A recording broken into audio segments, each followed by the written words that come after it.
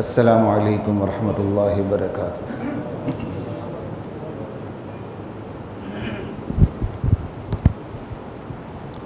بسم اللہ والحمد للہ والصلاة والسلام علی رسول اللہ وعلی آلہ وصحبہ ومن والاه اما بعد فاعوذ باللہ من الشیطان الرجیم بسم اللہ الرحمن الرحیم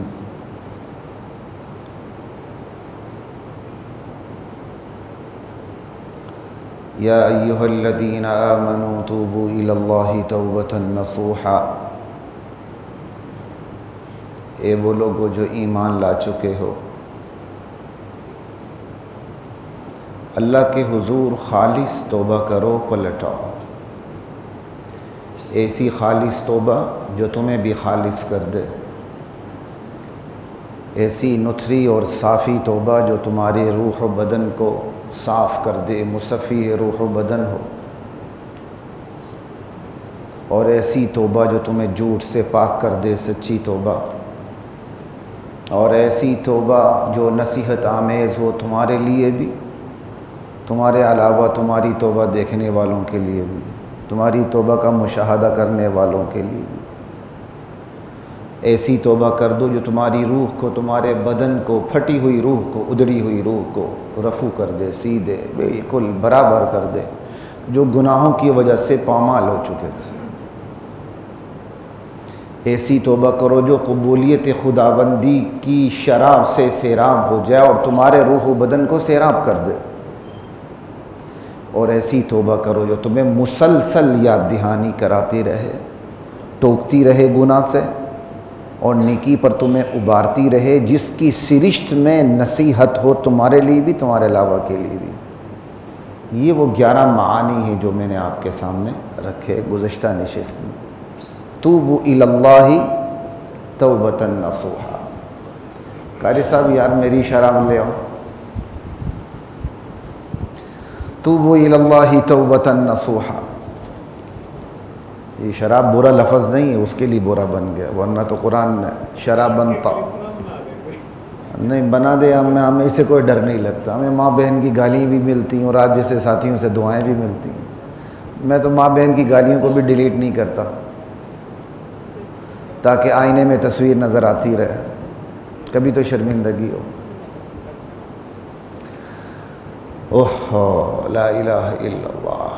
میں نے کہا بھائی سیدوں کا نکاح غیر سیدوں میں کیوں نہیں ہوتا؟ نبی علیہ السلام کی 3 صاحبزادیاں ہوئیں، وہ اس پہ میرے پیچھے پڑ گئی، وہاں کوئی واقعہ ہوا، اس پہ کسی نے میرا کلپ چلا دیا اور وہ لوگ سمجھے کہ میں نے اسی پہ کلپ بنا دیا، انہوں نے جو ماں بہن کی گالیوں کی بوچھاڑ کر دی، شروع ہو گئے۔ کرو بھائی تمہاری مرضی، ہم تو اس پہ ایک اور مفصل اسی پہ بیان کریں گے کہ سیدہ کا نکاح غیر سیدگی میں کیوں نہیں ہوتا، اور آج کل ہونا چاہیے تاکہ یہ رواج ٹوٹے اور حضور کی سنت زندہ ہو، اسلام کا اصل پیغام ملے۔ اسلام کی تو بنیاد ہی تقوی کے اوپر ہے، باپ دادوں کے اوپر تو نہیں ہے۔ توبوا الی اللہ توبۃ نصوحا، لوگو توبہ کرو توبۃ نصوحا۔ ماشاءاللہ۔ توبوا الی اللہ توبۃ نصوحا، بھائی اب اس توبہ کا نتیجہ کیا نکلے گا؟ اللہ کا کیا شاہانہ انداز ہے۔ عسیٰ ربکم ان یکفر عنکم سیئاتکم، عجب نہیں، بعید نہیں کہ اللہ تمہاری برائیوں کو، تمہارے گناہوں کو مٹا کے صاف کر دے۔ تمہاری توبۃ نصوحا کے باوجود بھی اس پر لازم نہیں کہ وہ تمہاری توبہ قبول کرے، یہ تو اس کا احسان ہے، یہ اس کا احسان ہے۔ دنیا کے بادشاہ بھی کسی کو یقین دہانی کرواتے ہیں نا تو سائل کو 100% یقین دہانی نہیں کرواتے، الا یہ کہ کسی سے بہت بے تکلف تعلق ہو تو باس کہہ دیتا ہے یار بس یہ آپ کا کام تو 110% ہو گیا، کیونکہ تو مجھے سیٹ پہ لانے والا ہے تو تیرا یہ کام میں نہ کروں۔ یہ بے تکلف ہی جس سے ہو تو ایک الگ بات ہوتی ہے، وگرنہ جس کے پاس چلے جائیں۔ جی نذیر صاحب مجھے ڈرا تو نہیں رہے، تو جس کے پاس چلے جائیں وہ یقینی بات بھی کس طرح کرتا ہے، اچھا جی ہو جائے گا انشاءاللہ، وہ شاہانہ انداز اپناتا ہے، اور خصوصاً بادشاہ ہو تو وہ امید رکھ کے بات کرتا ہے، ہو جائے گا۔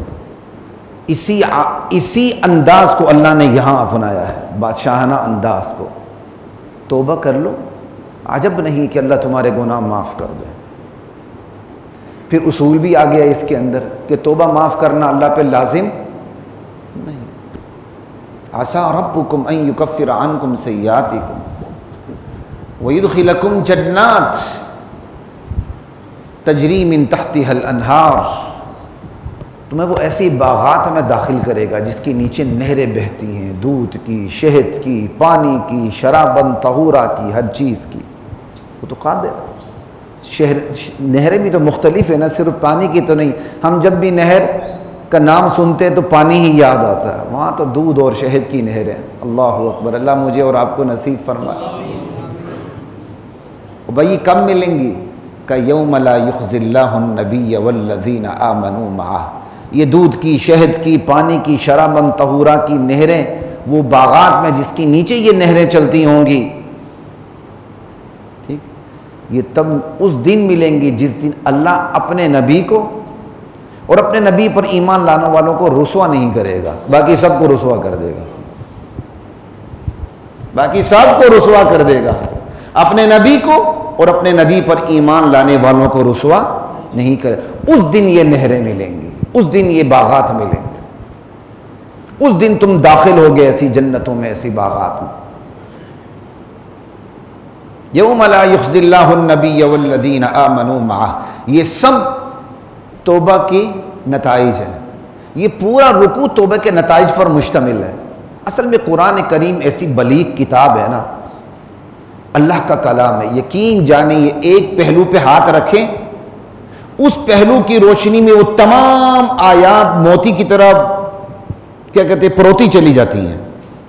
پھر ایک اور پہلو کو سامنے رکھیں، اس پہلو کو سامنے رکھیں تو وہ قرآن کی تمام آیات تسبیح کے دانوں کی طرح اندر داخل ہوتی چلی جاتی ہیں۔ حیران ہو جاتا ہے بندے کا کلام ہو نا، بندے کا کلام جتنا مرضی مربوط کلام ہو، وہ کوئی نہ کوئی اس کا اینگل ہوگا، کوئی ایک پہلو ہوگا، کسی اور پہلو سے دیکھیں گے تو اس کا تعلق نہیں ہوگا۔ خدا کا کلام اتنا معجز کلام ہے، اتنا فصیح و بلیغ کلام ہے، ایک پہلو کو لے کر دیکھیں تمام آیات لڑی میں پرو دی جاتی ہیں، اس ایک پہلو کو چھوڑ کے کسی اور پہلو پہ چلے جائیں تمام آیات اس پہلو کے حساب سے لڑی میں پرو دی چلی جاتی ہیں۔ بندہ حیران ہو جاتا ہے۔ یہی وجہ ہے ربط قرآن میں مفسرین کے اختلاف ہوتا ہے۔ بعض جو بالکل کم علم قسم کے لوگ ہوتے ہیں نا، عامی یا چھوٹے موٹے مولوی صاحب، عالم صاحب، وہ کوئی ایک ربط قرآن پڑھ لیتے ہیں تو اس کو جیب میں رکھ لیتے ہیں پڑیا بنا کے۔ کوئی مولوی صاحب سامنے آ جائے، مولوی صاحب ذرا فلاں صورت کا ربط بیان کرنا، مولوی صاحب پھنس جائے گا یا بیان کہے، وہ کہتا نہیں نہیں نہیں یہ ربط ہے، یہ ربط تمہارے اوپر آسمان سے نازل ہوا ہے۔ ربط تو اجتہادی ہوتا ہے، ایک مفسر کے سامنے ایک پہلو ہوتا ہے، وہ اس پہلو کو سامنے رکھ کر آیات میں ربط باندھا چلا جاتا ہے، دوسرے مفسر کے سامنے دوسرا پہلو ہوتا ہے۔ یہ تو قرآن کا معجز، اللہ کا معجز کلام ہے۔ اسی صورت فاتحہ قرآن کی سمری کیسی ہے، تفاسیر مختلف ہیں اور ہر تفسیر صحیح تفسیر اپنی جگہ درست ہے۔ میں انتظار میں رہتا ہوں بعض کوئی ایسا گھٹیا قسم کا بندہ مجھ سے سوال کرے تو میں اس کو جواب دوں۔ دو لفظ پڑھے نہیں ہوتے، فلاں صورت کا خلاصہ بیان کرو، وہ خلاصہ ایک استاد سے رٹا ہوتا ہے۔ بھائی تمہارے استاد کا خلاصہ میرے لیے وہی نہیں ہے، میں اپنا خلاصہ رکھتا ہوں، لاؤ میرے سامنے۔ عجیب بات ہے، لا الہ الا اللہ۔ ہاں یہ بات ضرور ہے، تمام ربط میں مرکزیت کس کو حاصل ہے؟ اللہ کی ذات کو، تو ہر ربط چلتا ادھر ہی ہے، ہر ربط اللہ کی ذات کی طرف سفر کرتا ہے، پھر اس کی نوعیت مختلف ہو سکتی ہے۔ یہ ساری میں نے تفسیر اس لیے کی کہ خود میرے سامنے یہ نیا انکشاف ہوا کہ جب میں نے توبوا الی اللہ توبۃ نصوحا کے تحت ان آیات پر زبانی تھوڑا سا غور کیا تو میں حیران ہو گیا، تمام کی تمام آیات توبہ کے تحت آ جاتی ہیں۔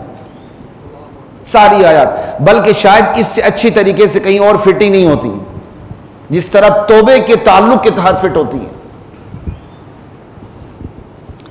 نورہم یسعی بین ایدیہم و بایمانہم، یہ وہ توبۃ النصوحہ کی برکت ہے. قیامت کا دن ہوگا اہل ایمان کا جب جنت کی طرف سفر ہوگا، گپ اندھیرا ہوگا، کھائیاں ہوں گی، نشیب و فراز ہوں گے، اونچ نیچ ہوگی، پل صراط ہوگا، سب کچھ ہوگا، وہاں گپ اندھیرا ہوگا. تو اللہ ایمان والوں کے لیے وہاں روشنی کر دیں گے. ہر بندہ اپنے عمل کی بدولت جتنی اس کو روشنی ملی ہے اسی روشنی میں وہ سفر کرے گا. یہ بات یاد رکھیں، ہر بندے کا اپنا نور ہوگا. اب میری اور آپ کی مرضی کتنا نور لے کے جانا ہے ایمان کا، اعمال کا. سمجھے؟ کسی کا پہاڑ کے برابر تو کسی کا کھجور کے دانے کے برابر، کسی کے ہاتھ میں ماچس کی تلی اور کسی کے سامنے جناب علی پورا چراغ ہے، اور وہ نور چہروں سے ایسے چمکے گا، باہر آئے گا، پھوٹے گا اور دائیں طرف گھومے گا، آگے کی طرف جائے گا. نورہم یسعی بین ایدیہم و بایمانہم، وہ اہل ایمان کا نور ان کے دائیں طرف ہوگا اور ان کے آگے ہوگا. چہرے پر نور، سیدھے اس نور کی روشنی میں سفر کریں گے اہل ایمان جنت کی طرف. اور اس کی بہترین تفسیر سورہ حدید میں بھی موجود ہے، جا کے دیکھ لیجیے گا. ان آیات سے، اس سورت سے ایک سپارہ پہلے سورہ حدید 27ویں سپارے میں سورہ واقع کے بعد آتی ہے. کمال کی آیات ہیں. یوم تری المؤمنین والمؤمنات، وہ دن یاد رکھنے کے قابل ہے میرے نبی جب آپ اہل ایمان مردوں کو بھی دیکھیں گے، عورتوں کو بھی دیکھیں گے. یسعی نورہم بین ایدیہم و بایمانہم، ان کا نور ان کے آگے ان کے دائیں ہوگا. بشراکم اليوم جنات تجری من تحتها الانہار خالدین فیہا، انہیں کہا جائے گا آج تمہارے لیے خوشخبری ہے جنات کی، باغات کی، جس کے نیچے نہریں بہتی ہیں. ذالک هو ہمیشہ اس میں رہو گے. ذالک هو الفوز العظیم، یہی سب سے بڑی کامیابی ہے. یوم یقول المنافقون والمنافقات للذین آمنوا انظرونا نقتبس من نورکم، یہ وہ دن ہوگا جس دن اہل ایمان کے آگے نور ہوگا، دائیں نور ہوگا، چہرے پہ نور ہوگا. ٹھیک، اور یہی وہ دن ہوگا. یہ یوم یقول یوم ترا سے بدل ہے، یہ اہل علم کے لیے کہہ رہا ہوں چونکہ علماء بھی سنتے ہیں، اس لیے کچھ میں علمی اصطلاحات کا اضافہ کر دیتا ہوں. آپ لوگوں کو سمجھنا ہے تو کوئی فرق نہیں پڑتا. یہ یوم یقول یوم ترا سے بدل ہے. یوم یقول المنافقون والمنافقات للذین آمنوا، اس دن منافق مرد اور منافق عورتیں اہل ایمان سے کہیں گے، سمجھائی، گزارشات کریں گے یہ لوگ. انظرونا، ارے ہماری طرف دیکھو ذرا، اپنا نورانی چہرہ ہماری طرف کر دو تاکہ اس نور کی روشنی میں ہم بھی سفر کریں تمہارے ساتھ. یا انظرونا، ہمارا انتظار کرو، سمجھا، انتظرونا، یا ہمارا انتظار کرو، جلدی نہ جاؤ تاکہ ہم تمہارے نور کے پیچھے پیچھے ہم بھی آئیں. نقتبس من نورکم، تو وہاں کیا کہا جائے گا؟ قیل ارجعوا وراءکم، لوٹو پیچھے کی طرف. نور یہاں نہیں ملتا، نور لینے کے لیے دنیا میں جانا پڑتا. یہ تنزیہ ان کو کہا جائے گا. نور لینے کے لیے دنیا میں جانا پڑتا ہے، اس ایمان کی فصل بونی پڑتی ہے اور ایمان اور عمل کو لے کر یہاں آنا پڑتا ہے، تب یہاں نور ہوتا ہے. نور لینا ہے نا، واپس جاؤ، شاباش. یہ تنزیہ کہیں گے. کیوں؟ یہی منافق، یہی جہاد کے منکرین اور یہی دین کے منکرین دنیا کے اندر اہل ایمان سے مذاق کیا کرتے تھے. انشاءاللہ ہم وہ دن ضرور دیکھیں گے. مولانا تقی عثمانی نے فتویٰ کیا دیا؟ جی یہ BMW ہے، یہ مرسڈیز ہے، تمہاری ابا جان کی ہے. میں تو کہتا ہوں مولانا تقی عثمانی کے پاس آپ کے صدر مملکت، آپ کے وزیر اعظم سے زیادہ سیکیورٹی والی گاڑی ہونی چاہیے. اس کے پاس تو بم پروف گاڑی ہونی چاہیے، بیچارہ سیدھا سادہ سا ہے. میں اس جگہ پر ہوں تو اسے ڈبل گاڑی رکھوں. اعتراض؟ جہاد کی بات ہو رہی، اسرائیل کے بارے میں دھواں کہاں کہاں نکل رہا ہے. یہی وہ لوگ ہیں جنہوں نے اسمبلیوں میں بیٹھ کے کہا تھا اسرائیل کو تسلیم کر لیں گے تو کیا قیامت آ جائے گی؟ یہی وہ لوگ ہیں جنہوں نے کہا تھا یہودیوں کا قبلہ بیت المقدس، مسلمانوں کا بیت اللہ، کیا لڑائی ہے ہم میں؟ یہ وہ پھبتی ہیں جو یہ اہل ایمان پر کستے ہیں۔ انشاءاللہ میدان حشر ہوگا، وہاں اہل ایمان ان پر پھبتیاں کسیں گے، اللہ پورا موقع دے گا۔ اللہ اپنے بارے میں کہتا ہے ان المنافقین یخادعون اللہ، یہ منافقین دنیا میں اوپر سے کلمہ پڑھ کے اللہ کے خلاف چال چلاتے ہیں، وَهُوَ خَادِعُهُمْ، اللہ تعالیٰ نے تو ان کے خلاف چال چلنی ہے، میدان محشر میں اللہ نے ان کے خلاف چال چلنی ہے۔ وہ چال کیا چلیں گے؟ خصوصاً منافقین کے بارے میں۔ منافق دنیا میں اہل ایمان کے ساتھ رہتے ہیں، اس لیے میں آپ حضرات سے کہتا ہوں جو منافق عقیدے کا ہے نا اس کو آئسولیٹ کر دیں، نہ آپ اس کی غمی خوشی میں شریک ہوں، نہ وہ آپ کی غمی خوشی میں آئے، یہ ایمان کے بچاؤ کا ذریعہ، ورنہ اس کے بغیر ایمان نہیں بچتا۔ اور منافقین کی عادت ہے وہ اندر گھستے ہیں، اپنا زنگ لگاتے ہیں، یہی عادت ان کی جان قیامت میں بھی نہیں چھوڑے گی، وہاں بھی وہ مسلمانوں کی صفوں میں گھسیں گے اور اللہ تعالیٰ اپنی چال کے ساتھ آنے دیں گے ان کو، لیکن آگے گھپ اندھیرا کر دیں گے۔ یہ ساری اس چال کا ذکر ان آیات میں اللہ کو اتنا غصہ آ رہا ہے ان کو، کہا لوٹو واپس، ارجعوا وراءکم فالتمسوا نورا۔ اب وہ پیچھے دوڑیں گے منافقین کہ بھائی خدا کے لیے رک جاؤ، ہمارا انتظار کرو، تمہارے نور کی روشنی میں ہم بھی سفر کریں۔ اب ان میں اہل ایمان اور منافقین میں یہ باتیں ہو رہی ہوں گی، اللہ تعالیٰ کہتے ہیں ہم درمیان میں دیوار حائل کر دیں گے۔ اللہ اکبر، یہ ہے اللہ کی چال۔ فَضُرِبَ بَيْنَهُمْ بِسُورٍ لَهُ بَابٌ، اللہ تعالیٰ کہیں گے اہل ایمان اور منافقین کے درمیان میدان محشر میں اللہ تعالیٰ دیوار حائل کر دیں گے، بڑی عظیم ترین دیوار، لہو باب، اس کا ایک دروازہ بھی ہوگا، اس دروازے صرف اہل ایمان اندر جائیں گے، اور جب سارے ہم اہل ایمان چلے جائیں گے دروازہ بند کر دیا جائے گا، منافقین نہیں جا سکیں گے۔ باطنہ فیہ الرحمہ، اندر اس کی رحمت ہوگی، وظاہرہ من قبلہ العذاب، باہر عذاب ہوگا، سمجھ آئی؟ اور وہ اس دروازے کے اندر گھس کے سیدھے سفر کریں گے جنت کی طرف، اللہ مجھے اور آپ کو نصیب فرمائے۔ اب وہ پیچھے سے پکاریں گے، چلائیں گے، کون؟ منافقین۔ اللہ کو ان منافقین پر اتنا غصہ آتا ہے، جب اللہ اس کا ذکر کرتا ہے نا ان منافقین کا، تو کافروں سے زیادہ سخت لہجے میں کرتا ہے، کافروں سے زیادہ وضاحت سے کرتا ہے۔ کافروں کے بارے میں اللہ اتنی وضاحت نہیں کرتا جتنی وضاحت ان منافقین کے بارے میں کہتا ہے، جو کلمہ گو مسلمان ہوتے ہیں۔ جی ہم نے بھی کلمہ پڑھا ہے، ہم بھی نماز پڑھتے ہیں، ہم بھی حج کرتے ہیں، کیا کہیں گے؟ ینادونہم، چلا کے کہیں گے، الم نکم معکم، اے مسلمانوں مومنوں، کیا ہم تمہارے ساتھ نہیں تھے دنیا میں؟ نماز پڑھتے تھے، تمہاری سوسائٹی کا حصہ تھے، تمہارے سماج کا حصہ تھے، ہمیں بھی مسلمان گردانا جاتا تھا قانون آئین پاکستان کی روشنی میں، 73 کے قانون کے مطابق، ماشاءاللہ۔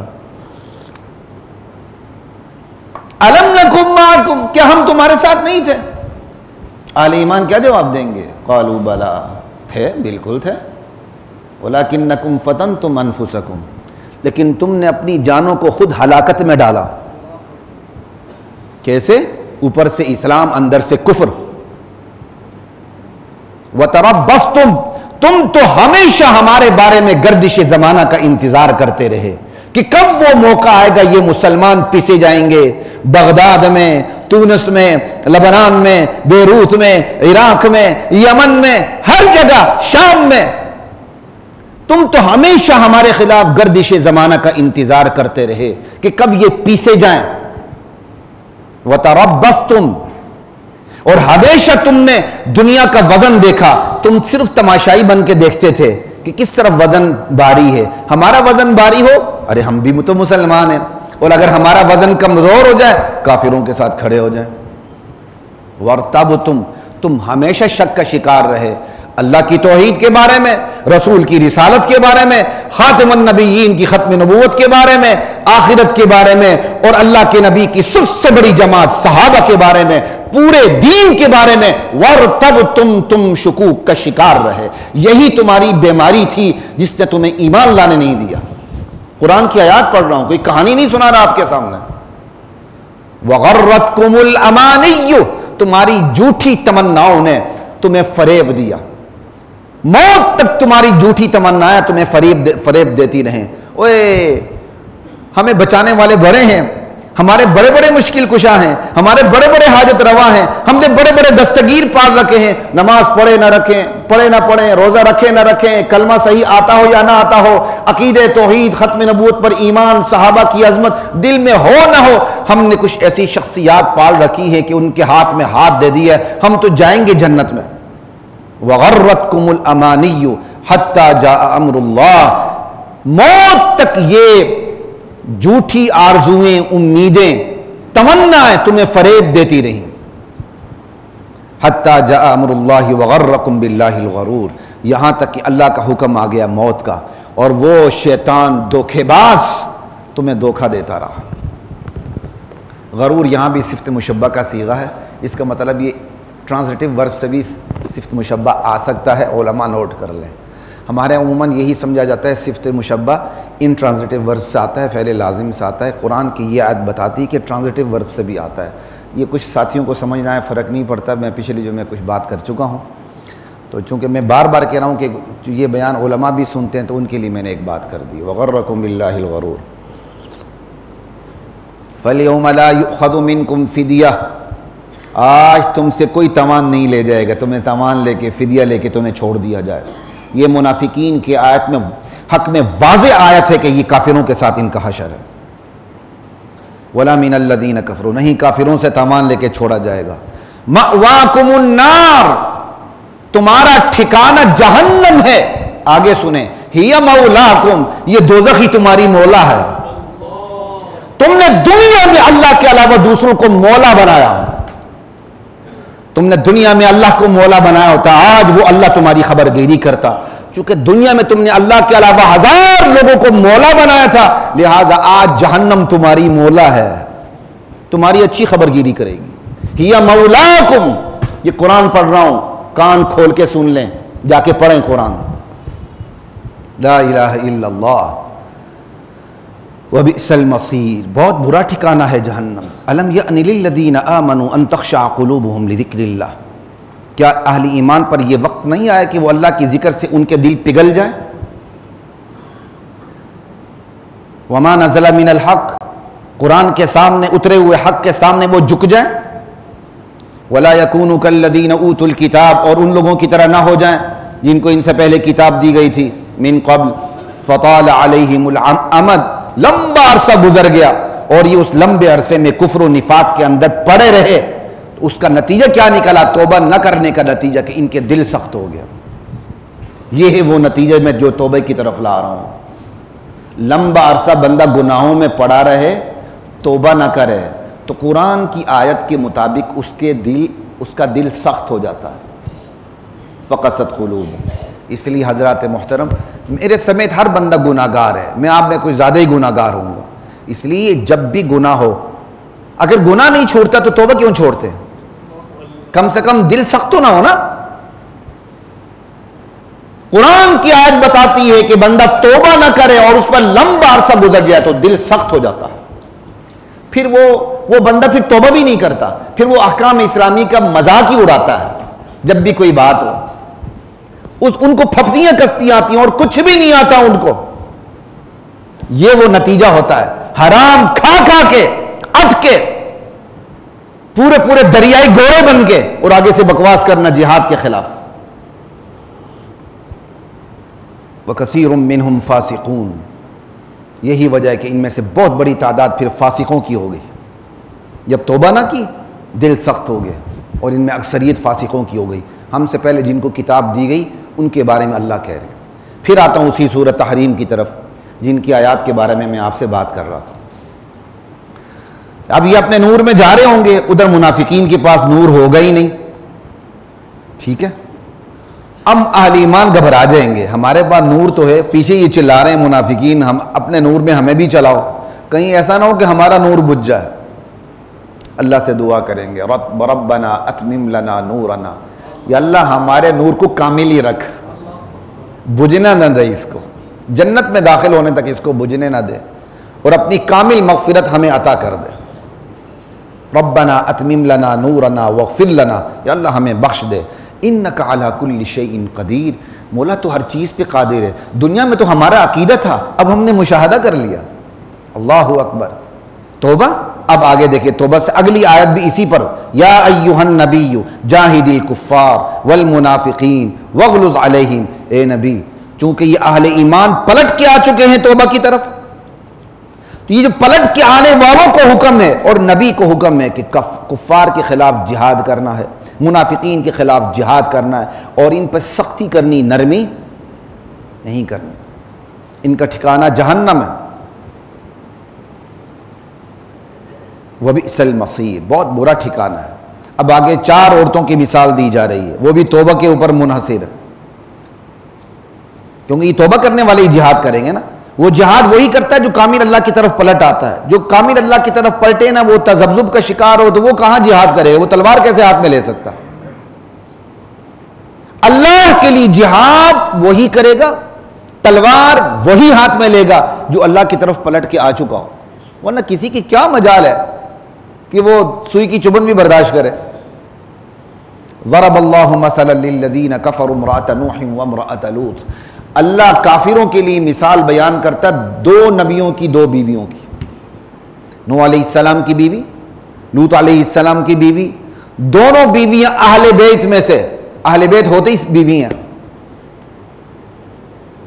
فخانتاہما، نوح علیہ السلام کی بیوی نے بھی، لوط علیہ السلام کی بیوی نے بھی اپنے نبیوں کی نہ مان کے، جو ان کے شوہر بھی تھے، دین میں خیانت کی، دین کو قبول نہیں کیا، تو یہ 2 نبی ہوتے ہوئے اپنی بیویوں کو نہیں بچا سکے اللہ کے عذاب سے۔ فلم یغنیا عنہما من اللہ شیئا، یہ 2 نبی اپنی نبوت کے باوجود اپنی بیویوں کو جہنم کی آگ سے بچا، یہ قرآن کی آیات کا ترجمہ کر رہا ہوں، جا کے دیکھ لیجیے گا۔ نبی اپنی بیوی کو بچا نہ سکے، نبی اپنے بیٹے کو بچا نہ سکے، نبی اپنے باپ کو بچا نہ سکے، نبی اپنے چچا کو بچا نہ سکے، نبی اپنے خاندان کو بچا نہ سکے، تو میں اور آپ کس کھیت کی مولی ہیں بھائی؟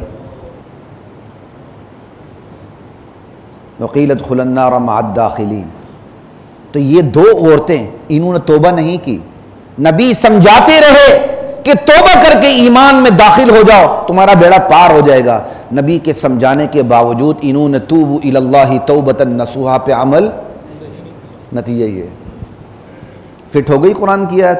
اگلی پھر دیکھ لیں، ایمان والوں کے لیے اللہ مثال بیان کرتے ہیں، وضرب اللہ مثلا للذین آمنوا امرأۃ فرعون، ایمان والوں کے لیے، کافروں کے لیے مثال کیوں بیان کی کہ کافر اس خوش فہمی سے نکل آئیں ہم جو مرضی کر لیں، ہمارے کے لیے بچانے کے لیے بڑے بڑے مشکل کشا اور حاجت روا بیٹھے ہوئے ہیں۔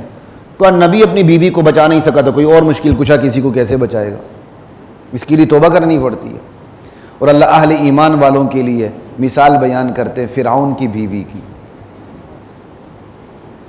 نبی کی بیویوں کا پس منظر دیکھیں، اہل بیت میں سے، نبی کے اہل بیت میں سے، اور پس منظر کتنا عظیم ہے۔ اور فرعون کی بیوی کو دیکھیں، پس منظر کتنا ہولناک ہے۔ فرعون کی بیوی، اور جب تک ایمان قبول نہیں کیا خود فرعون کی بیوی کا اپنا عمل کتنا ہولناک ہوگا، شرکیہ، ٹھیک۔ لیکن جب اس نے ایمان قبول کیا، اللہ تعالیٰ نے اس کے پس منظر کو نہیں دیکھا کہ یہ تو فرعون کے اہل بیت میں سے، اس کے ایمان کو قبول کر لیا۔ یہ اہل ایمان کے لیے تسلی ہے، تم ایمان قبول کر لو، اللہ تعالیٰ تمہارے ایمان کی قدر کریں گے انشاءاللہ۔ اب اس فرعون کی بیوی نے توبہ کی، توبۃ نصوحا کی، اس توبۃ نصوحا کا نتیجہ کیا ہوا؟ اللہ نے اس کا ذکر قرآن میں کر دیا۔ اور فرعون اس ایمان کی وجہ سے ان پہ ظلم کرتا تھا کہ یہ تو پلٹ کے اللہ کی طرف جا چکی ہے، توبہ کر چکی ہے، پھر وہ ظلم کے پہاڑ توڑتا تھا اپنی بیوی پہ۔ اور وہ آگے سے جواب میں کیا کہتی تھی؟ رب ابنی لی عندک بیتا فی الجنہ، مولا جنت میں میرے لیے گھر بنا دے۔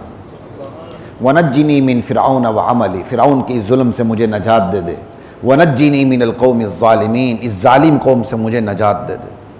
توبہ پر فٹ ہو گئی۔ نبیوں کی بیویوں نے توبہ نہیں کی، مردود ہو گئیں۔ فرعون کی بیوی نے توبہ کی، نہ صرف جنت میں داخل ہو گئی، دنیا کی بہترین خواتین میں شامل ہو گئی۔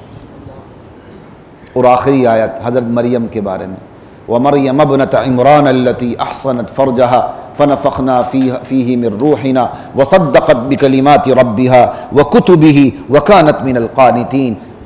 میری بندی مریم کو دیکھو، نہیں وہ مکمل طور پر میری طرف پلٹ آ چکی تھی۔ توبوا الی اللہ، یہ میں سارا لغوی لٹرل اصطلاحی معنی سب کر چکا ہوں، اور شاید یہ آج اس کی آخری نشست ہے انشاءاللہ۔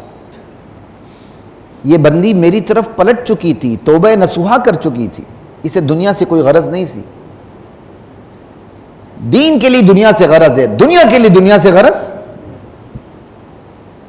اور سب سے بڑھ کر میری بندی مریم نے اپنے ناموس کی، اپنی عصمت کی حفاظت کی۔ احسنت فرجہا، اپنے شرم و حیا کی حفاظت کی۔ انشاءاللہ شرم و حیا پہ مستقل موضوع بنا کے میں کسی ایک خاص پہلو پہ بات کروں گا۔ ہمارے دیندار گھرانوں کے اندر بھی میں نے غالباً ان خواتین کو بھی دیکھا ہے کہ جو اپنی آنکھوں کو بھی چھپانے کے لیے اینکیں پہنتی ہیں، اپنے ہاتھوں کو چھپانے کے لیے، حالانکہ یہ ضروری نہیں ہے، دستانے پہنتی ہیں، اور ان کے ساتھ جب کسی مارکیٹ میں دیکھو تو 3 یا 2 سال کی بچی گھوم رہی ہوتی ہے، وہ اس سے انتہائی بے حیا اور ناپاک لباس پہنا ہوتا ہے۔ جو لباس عورت کے لیے ممنوع ہے وہی لباس 2 سال کی بچی کے لیے بھی ممنوع ہے۔ جس بچی کو آج بچی کہہ کر برین کا لباس پہنانے کے لیے اتنا بے حیا آپ لباس پہناتے ہیں، وہی بچی بڑے ہوتے اسی بے حیا لباس کی عادی ہوگی، اور اس کے ساتھ وہ گو تھرو ہو جائے گی، یوز ٹو ہو جائے گی، اور بڑے ہو کر اس لباس کو پہنتے ہوئے سے کوئی جھجک محسوس۔ ماں نے ہاتھ میں دستانے کیے ہوئے، آنکھوں میں کیا کہتے ہیں اینکیں لگائی ہوئی ہیں، میں کسی کو نظر نہ، اور 3 سال کی بچی ہے، انتہائی بے حیا لباس، چست لباس، یہ ران نظر آ رہی ہے، کہ ٹانگ نظر آ رہی ہے، ران نظر آ رہی ہے، پیچھے جو پشت ہے اس کا سارا جغرافیہ آگے پیچھے نظر آ رہا ہے، اور یہاں تک کیا کہتے ہیں وہ لباس ہے، کہتے کیا ہے جی بچی ہے۔ شرم آنی چاہیے، اس سے بچیں خدا کے لیے۔ اور اس میں ہمارا دیندار طبقہ بھی اسی طرح ملوث ہے جس طرح عام طبقہ ملوث ہے۔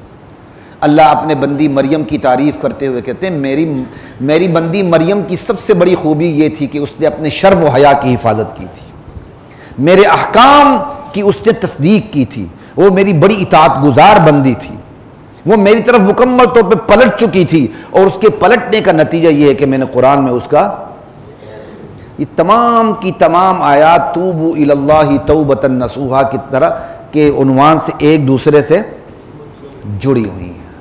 یہاں تک بات ہو گئی، تھوڑا سا وقت بھی کم ہے، اب میں اختصار کے ساتھ آگے چلتا ہوں۔ حضرات محترم، توبہ پہ انشاءاللہ یہ ہماری آخری نشست ہے۔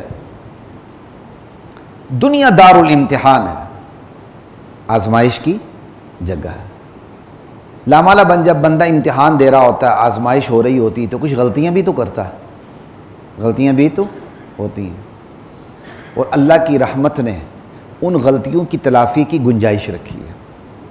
خلق الموت والحیات لیبلوکم ایکم احسن عملا، اللہ کہتے ہیں میں نے زندگی اور موت کی تخلیق اس لیے کی ہے کہ میں تمہاری آزمائش کرنا چاہتا ہوں کہ تم میں سے اچھے اعمال پہ، عقائد پہ، نظریات پہ کون اترتا ہے۔ ہاں اس دوران تم سے غلطیاں بھی ہوں گی، کل بنی آدم خطاء، ابن آدم تو ہے ہی خطا کار، وخیر الخطائین التوابون، اور بہترین خطا کار وہ ہے جو توبہ کرے، پلٹ کے آ جائے۔ یہ نہیں کہ غلطی نہیں ہوتی، بڑے بڑوں سے ہوتی ہے، لیکن بہترین خطا کار وہ ہے جو پلٹ کے آ جائے، نبی علیہ السلام کی حدیث ہے۔ اب دنیا آزمائش کی جگہ، اس میں بندے سے غلطیاں ہوتی ہیں، اگر اس غلطی کی تلافی کا اللہ موقع نہ دیتے تو محرومی اور مایوسی پیدا ہوتی ہے، اور اس محرومی اور مایوسی کا نتیجہ یہ ہوتا کہ بندہ چھوٹے سے بڑا مجرم بن جاتا۔ چھوٹے سے آگے بات آ رہی انشاءاللہ، اسی پہ ایک حدیث سناؤں گا، اسی پہ بات ختم کریں گے۔ جب بندہ مایوس ہو جاتا ہے نا کہ میری غلطی کی تلافی نہیں ہو سکتی، وہ اس سے بھی بڑا مجرم بن جاتا۔ جس نے 10 قتل کیے ہوں اس کو پتہ ہے کہ میں نے تو مرنا ہی مرنا ہے، وہ تو جیل کے اندر 10 اور کو بھی قتل کر دے گا، وہ کہے گا سزا ہونی ہے نا، چلو 10 اور کو بھی میں آگے پہنچا دوں۔ لیکن جس کو پتہ ہو میری غلطی کی تلافی ہو سکتی ہے، میری غلطی معاف ہو سکتی ہے، تو اس کے انسان بننے کے چانس بڑھ جاتے ہیں۔ یہی وجہ اللہ تعالیٰ نے آزمائش کو رکھی دنیا میں، کہا غلطی بھی ہو جائے گی لیکن غلطی کی تلافی بھی ہو سکتی ہے، تلافی کا دروازہ بند نہیں کیا، ورنہ بندہ بڑا مجرم بن جاتا۔ اس لیے کہا توبوا الی اللہ توبۃ نصوحا، لوگوں پلٹ کے اللہ کی طرف آ جاؤ، لا تقنطوا من رحمت اللہ، میری رحمت سے مایوس نہ ہونا، میری تو تمہارے لیے میرے دروازے توبہ کے لیے کھلے ہیں، انہ هو الغفور الرحیم۔ توبہ کا دروازہ کھلا رکھنا ہے ہی اس لیے کہ بندہ مایوس نہ ہو اور وہ اپنے غلطیوں کی تلافی کرتا رہے، ٹھیک ہے۔ اور اس کی سب سے بہترین مثال، اس کی سب سے بہترین مثال،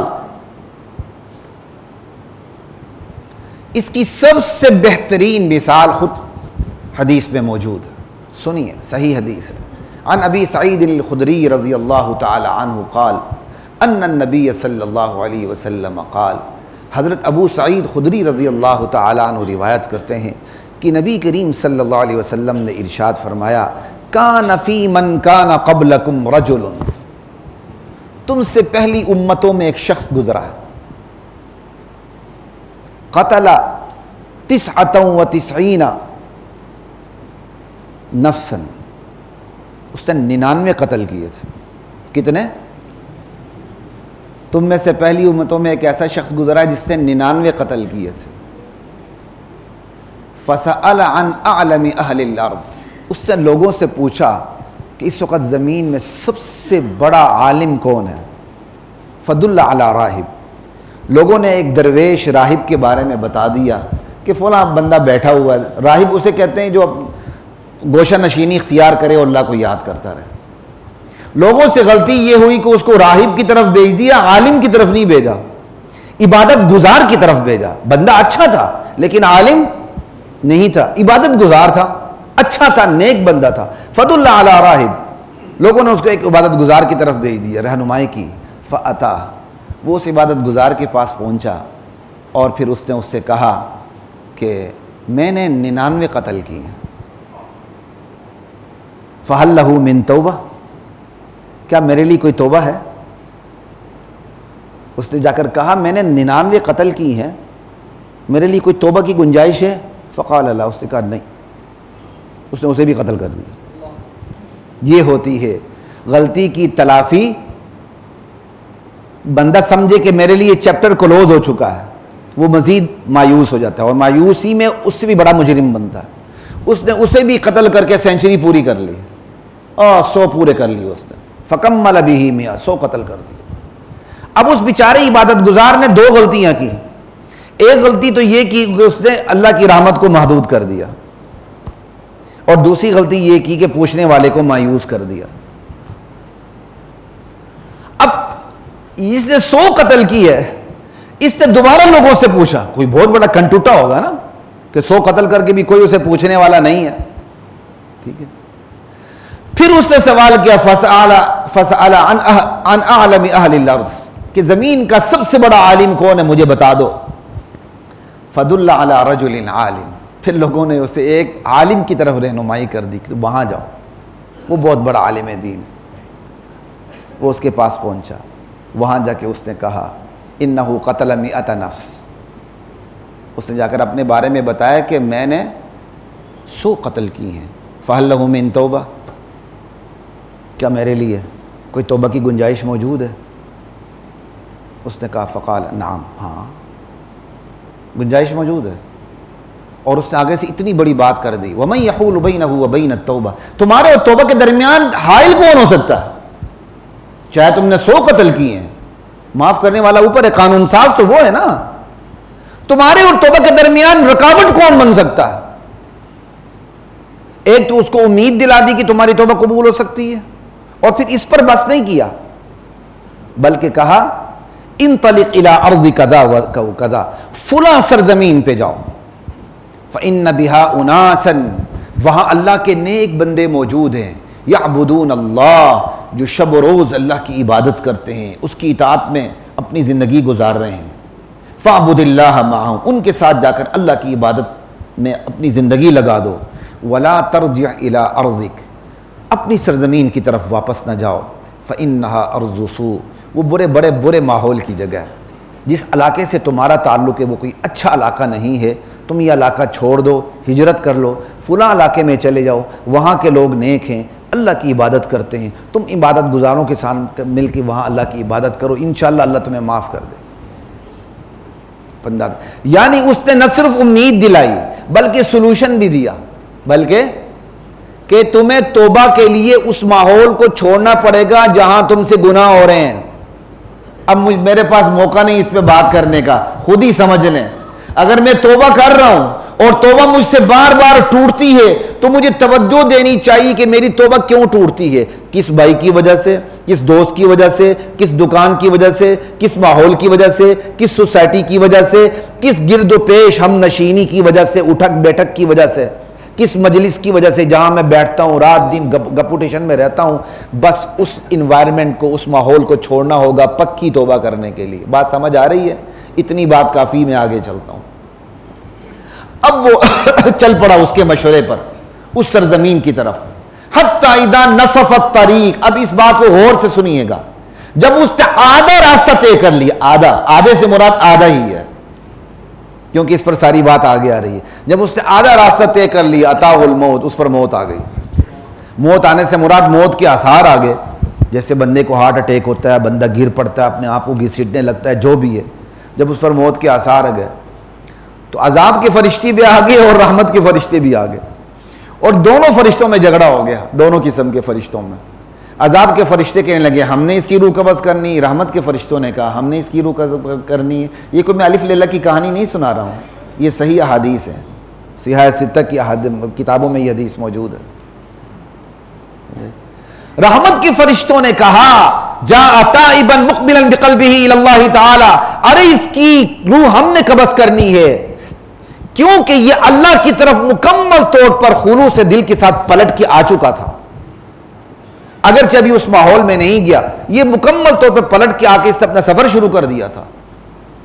عذاب کے فرشتوں نے کہا انہ لم یعمل خیرا قط، اس نے ایک نیکی بھی زندگی میں نہیں کی، اس لیے ہم نے اس کی روح قبض کرنی ہے۔ اللہ تو اوپر سے دیکھ رہا تھا نا۔ اللہ تعالیٰ نے ایک فرشتے کو بھیج دیا آدمی کی شکل میں، اس نے ان کا ماجرا سنا تو فرشتوں نے اس کو اپنے درمیان حکم بنا دیا۔ حکم کہتے ہیں جو فیصلہ کرے، فجعلوہ بینہم ای حکم، کہ یا تم ہمارے درمیان فیصلہ کر دو۔ اب اس بندے نے کہا کہ یہ گناہ کی سرزمین کو چھوڑ کے نیک لوگوں کی سرزمین کی طرف ٹریول کر رہا تھا، اب ان دونوں سرزمینوں میں یہ جہاں پڑا ہوا ہے دونوں طرف سے فاصلہ ناپو اس کا، جس سرزمین کے قریب ہو اسی سرزمین میں سے اس کو شمار کیا جائے، اور اگر یہ بری سرزمین کے قریب ہے تو اس کو برا سمجھا جائے اور عذاب کے فرشتے اس کی روح قبض کریں، اور اچھے لوگوں کی سرزمین کے قریب ہے تو یہ رحمت کے فرشتے اس کی روح قبض کر لیں۔ لیکن اس نے سفر کتنا کیا تھا؟ آدھا۔ وہ بالکل آراف پہ کھڑا تھا بالکل آدھا سفر تھا اس کا۔ ادھر سے تو اللہ تعالیٰ نے فرشتے کو بھیج دیا، ادھر سے اللہ نے کیا کیا پتہ ہے؟ فَأَوْحَى اللَّهُ إِلَىٰ هَٰذِهِ أَن تَبَاعَدِي وَإِلَىٰ هَٰذِهِ أَن تَقَرَّبِي۔ اللہ تعالیٰ نے جو جس بری سرزمین سے سفر کر کے آ رہا تھا اس کو کہا تو تھوڑی سی سرک کے پیچھے ہٹ جا، اور جس نیک سرزمین کی طرف وہ جا رہا تھا اس سرزمین کی طرف جو نیک لوگوں کی بستی تھی اس بستی کو کہا تو اس کی ذرا سرک کے قریب آ جا۔ ہے تو ہے نا اوپر کی ذات۔ اب ناپی گئی تو وہ ایک بالشت نیک لوگوں کی سرزمین کے قریب نکلا، صرف ایک بالش، کیونکہ فیصلہ ہی کرنا تھا نا، فیصلہ کے لیے اتنا ہی کافی ہے، سمجھ آئی؟ ایک بالشت وہ نیک لوگوں کی سرزمین کے قریب تھا، تو لہذا قرہ کن کے نام نکلا؟ رحمت کے فرشتوں کے نام نکلا۔ فقبضتہ ملائکۃ الرحمہ، رحمت کے فرشتوں نے اس کی روح نکال لی۔ سمجھ آئی بات؟ یہ ہے توبۃ نصوحہ، کہ بندہ توبے کی نیت سے چل پڑا ہے، آدھا راستہ طے کیا ہے اور درمیان میں ہے اور اللہ تعالیٰ نے اسے جنت دے دی. کیوں؟ اس کی توبہ سچی تھی. اور وہ حدیث ہے نا، بندہ اللہ کی طرف ایک بالش چلے تو اللہ ایک ہاتھ چلتے ہیں، بندہ ایک ہاتھ چلے اللہ دو ہاتھ چلتے ہیں، بندہ چل کے اللہ دوڑ کے آتے ہیں، بندہ دوڑ کے اللہ اس کو اٹھا لیتے ہیں. یہ حدیث کتنی صادق آ رہی ہے. چل کے درمیان میں پہنچا، اللہ تعالیٰ نے نیک لوگوں کی سرزمین اس کے قریب کر کے اس کے حق میں فیصلہ دے دیا. فیصلہ تو اللہ دے دینا، قانون بنانے والا اللہ، قانون پر فیصلہ دینے والا بھی اللہ. انسان تو موجود قوانین کا پابند ہے، وہ بھی اسلامی قوانین کا، غیر اسلامی نہیں. یہ بھی اپنی ذہن کی اصلاح کر لیں. اللہ کو آپ یہ جا کے دلیل پیش نہیں کر سکتے، یا اللہ میں تو مجبور تھا، ملک کے قوانین غیر اسلامی تھے. آپ مجبور تھے تو پیچھے ہٹ جائیں، لیکن غیر اسلامی قوانین پر فیصلہ کرنے کا آپ کو حق حاصل نہیں ہے. بہرحال، اور پھر روایات میں یہ بھی آتا ہے فَنَعَا بِصَدْرِهِ نَحْوَهَا، جب اس بندے پر موت کے آثار طاری ہوئے اور وہ بیچارہ گر پڑا، اس کی توبہ اتنی سچی توبہ تھی، وہ خود کو سینے کی بل گھسیٹ کے وہ نیک لوگوں کی سرزمین کے قریب ہوتا جا رہا تھا. سینے کے بل خود کو گھسیٹ کے، آپ اندازہ کر لیں سینے کی بل گھسیٹ کے بھی وہ نصف پہ پہنچ چکا تھا، اس سے آگے. اللہ کو اس کی ادا کتنی پسند آئی. اللہ نے کہا تو کیوں گھسٹتا ہے، میں زمین کو گھسیٹ کے تیرے پاس لاتا ہوں. یہ ہے حضرات محترم توبۃ نصوحہ کے نتائج. اللہ مجھے اور آپ کو توبۃ نصوحہ نصیب فرمائے. اللہ ہمیں پلٹنے کی توفیق عطا فرمائے، اور اس پلٹنے کے بعد اللہ تعالی ہمیں پلٹانے کی بھی توفیق عطا فرمائے، کہ ہم اپنے ماحول کو، اپنے گھر کے ماحول کو، اپنے دوستوں کے ماحول کو، اپنے گرد و پیش کے ماحول کو، اپنے دفتر کے ماحول کو، اپنے چیمبر کے ماحول کو، اپنے دکان کے ماحول کو، اپنے دوستوں کی ماحول کو ہم بالکل تبدیل کر کے رکھ دیں. اور تبدیل نہ ہو تو کم سے کم ہم اپنے ایمان کو تو بچائیں. اللہ مجھے اور آپ کو نصیب فرمائے. توبہ کے حوالے سے یہ آج کی آخری نشست تھی. انشاءاللہ باتیں تو ہوتی رہیں گی. السلام علیکم ورحمۃ اللہ وبرکاتہ.